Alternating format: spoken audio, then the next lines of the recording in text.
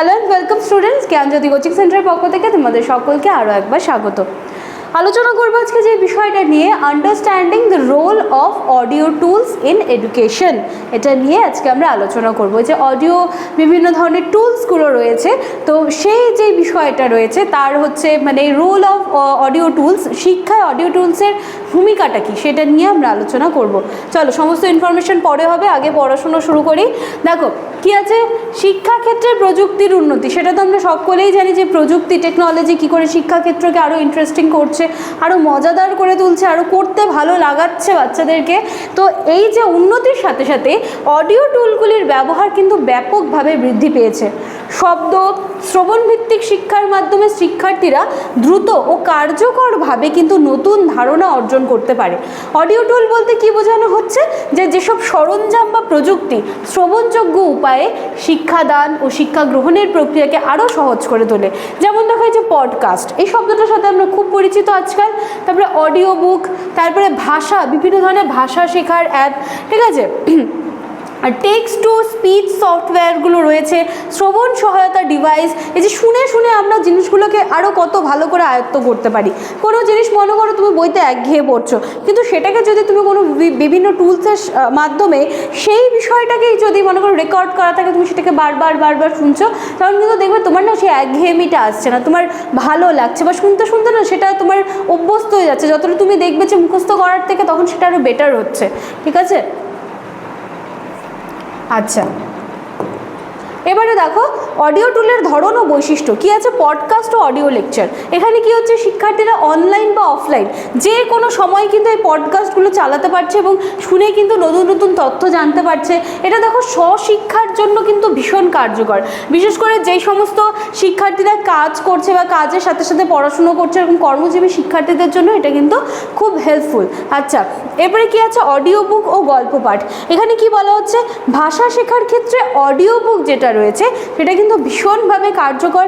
এছাড়া ছোটদের জন্য গল্প পাঠ শুনে ভাষার দক্ষতা, কল্পনা শক্তি তৈরি করা, এই যে অডিও বুক, গল্প পাঠ, এগুলোও কিন্তু দেখো ভূমিকা কতটা রয়েছে।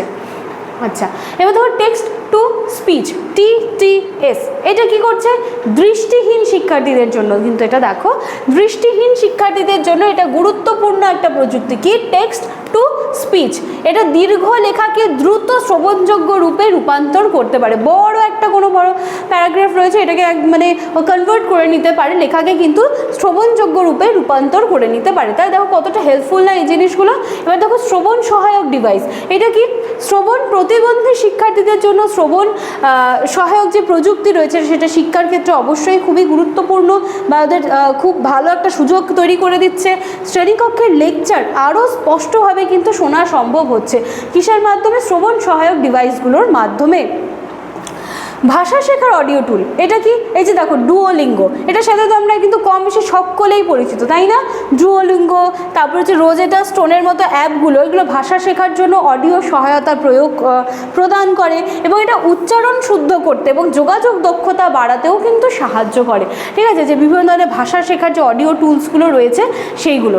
আচ্ছা, এবার দেখো এই যে অডিও টুলগুলো রয়েছে, শিক্ষায় এদের কী ভূমিকা। এতক্ষণ তো আমরা দেখলাম যে অডিও টুলসগুলো কী করে হেল্প করছে বা কী করছে, কিন্তু শিক্ষার ক্ষেত্রে আমরা এটাকে কি করে কাজে লাগাতে পারি। দেখো তো, শ্রবণ শক্তির উন্নতি ও বোঝার ক্ষমতা বৃদ্ধি, কি করছে, শিক্ষার্থীদের শ্রবণ ক্ষমতা বাড়ছে আরও, এর সাথে সাথে তাদের আরও যে কার্যকারিতা রয়েছে সেটা আরও ডেভেলপ পাচ্ছে, এবং শুধুমাত্র ডেভেলপ হচ্ছে না, সাথে সাথে তারা না নতুন নতুন ভাষা শিখতে পারছে, নতুন নতুন যে বিষয়বস্তুগুলো আছে সেটাকেও আয়ত্ত করতে পারছে। বিশেষ করে ইংরেজি বা অন্যান্য বিদেশি ভাষার ক্ষেত্রে এই অডিও টুল খুবই গুরুত্বপূর্ণ। এর আগের স্লাইডেই আমরা দেখলাম বিভিন্ন ধরনের ভাষা শেখার অ্যাপগুলো, ঠিক আছে।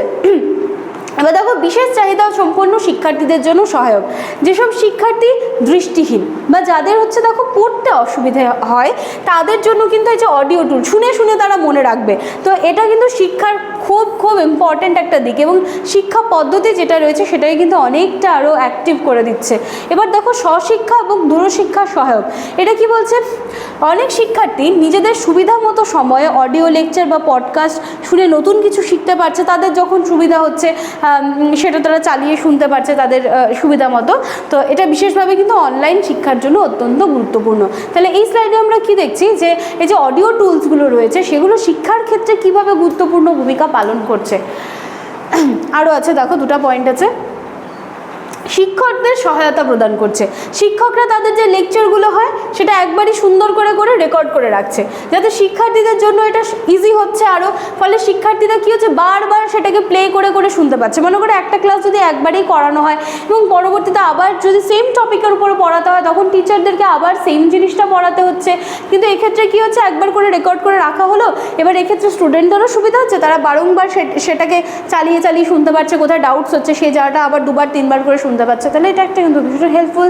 আচ্ছা, পাঠ্যবস্তুর প্রতি আগ্রহ সৃষ্টি শ্রবণযোগ্য শিক্ষার মাধ্যমে শিক্ষার্থীরা পড়াশোনায় বেশি মনোযোগী হয়। বিশেষ করে ছোট শিশুদের জন্য গল্প বলার অডিও ক্লাস তাদের শেখার প্রতি কিন্তু তাদের আগ্রহটা আরও বৃদ্ধি করে। ঠিক আছে, চলো এবার দেখো সুবিধা আর সমস্যা। কীরকম সুবিধাগুলো প্রথমে দেখি। সহজলভ্যতা, স্মার্টফোন বলো বা কম্পিউটারের মাধ্যমে শিক্ষার্থীরা কিন্তু সহজেই অডিও লেকচারগুলো শুনতে পায়। এর সাথে সাথে কী হচ্ছে, সাশ্রয়ী বই বা অন্যান্য শিক্ষা সামগ্রীর তুলনায় কম খরচে তারা শিক্ষা গ্রহণের সুযোগটা পাচ্ছে। শিক্ষার্থীরা যে কোনো কাজের জায়গা থেকে শুনতে শিখতে পারে, যেটা তাদের সময় বাঁচাতে পারে। যে রেকর্ড করা থাকলো, কোনো কোনো স্টুডেন্ট দেখা যায় না কাজও করছে সাথে পড়াশুনোও করছে, তো তারা হচ্ছে তাদের কাজ শেষ করার পরে তারপরে সেটাকে চালিয়ে শুনতে পারছে, তাদের পড়াশুনোরও ঘাটতি হচ্ছে না।